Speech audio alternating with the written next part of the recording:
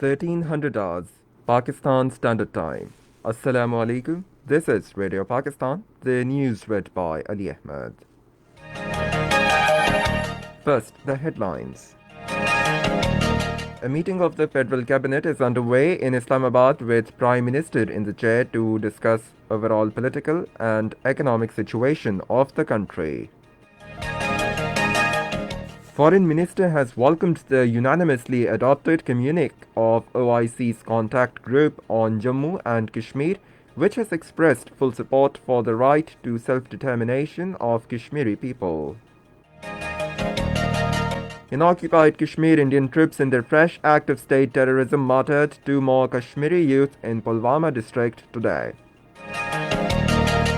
Saudi-led military coalition in Yemen has announced a ceasefire between internationally recognized government in Yemen and southern separatists. And now, the news in detail. A meeting of the Federal Cabinet is underway in Islamabad with Prime Minister Imran Khan in the chair. It is discussing overall political and economic situation in the country. The National Assembly is continuing its discussion on the budget for next fiscal year. Participating in the discussion, Junaid Akbar said giving a stimulus package of 1200 billion rupees by the incumbent government to support different segments of the society during these testing times is quite unprecedented. He said cash assistance should also be given to the overseas Pakistanis who are rendered jobless by the coronavirus. Sama Qadri said the minimum wage should be fixed at 25,000 rupees.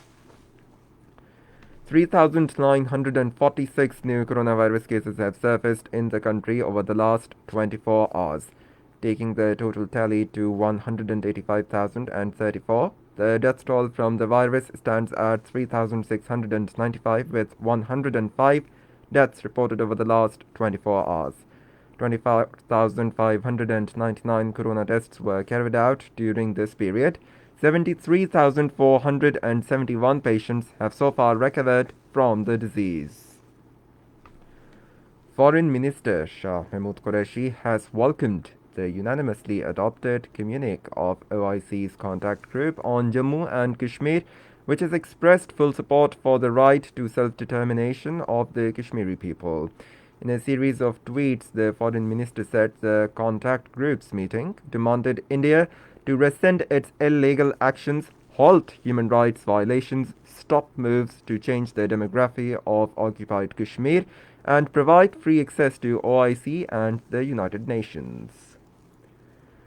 Newly designated Pakistan's ambassadors to various countries called on Foreign Minister Shah Mahmood Qureshi in Islamabad today. Speaking on the occasion, the foreign minister said, resolution of the issues of Pakistani community and protection of their rights are amongst our foremost priorities. In occupied Kashmir, Indian troops in their fresh act of state terrorism martyred 2 more Kashmiri youth in Pulwama district today.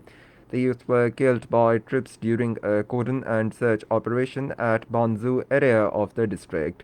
Earlier, an Indian Central Reserve Police Force personnel was killed in an attack during operation in the same area. Secretary General of the Organization of Islamic Cooperation, Dr. Yusuf bin Ahmad Al Osaimin, welcoming the Saudi Arabia's decision to hold Hajj this year with a very limited members as based on Islamic jurisprudence. In a statement, the OIC Secretary General affirmed his support for the decision, which comes in line with all precautionary and preventive measures taken by the Saudi Arabia against COVID-19. The Saudi-led military coalition in Yemen has announced a ceasefire between the internationally recognized government in Yemen and southern separatists who have declared self-rule. Coalition spokesman Colonel Turki Al-Maliki said in a statement that the rival groups would hold fresh talks in Saudi Arabia to discuss the truce. China successfully launched the last satellite of its Beidou navigation satellite system today, marking the completion of its deployment of its own global navigation system. The satellite was launched from the Xichang Satellite Launch Center in southwest China's Sichuan province. The launch will allow China to no longer rely on the United States government owned global positioning system. The United Nations International Day of Widows is being observed across the globe, including Pakistan, today. In his message on the day, Minister for Information and Broadcasting, Senator Shibli Faraz, paid rich tributes to the valiant Kashmiri women whose husbands sacrificed their lives for the right to self-determination.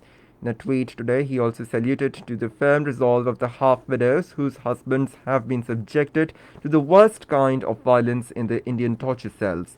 This message in a tweet, the United Nations Secretary General Antonio Guterres said that the death of a partner can leave many women without rights to inheritance or property.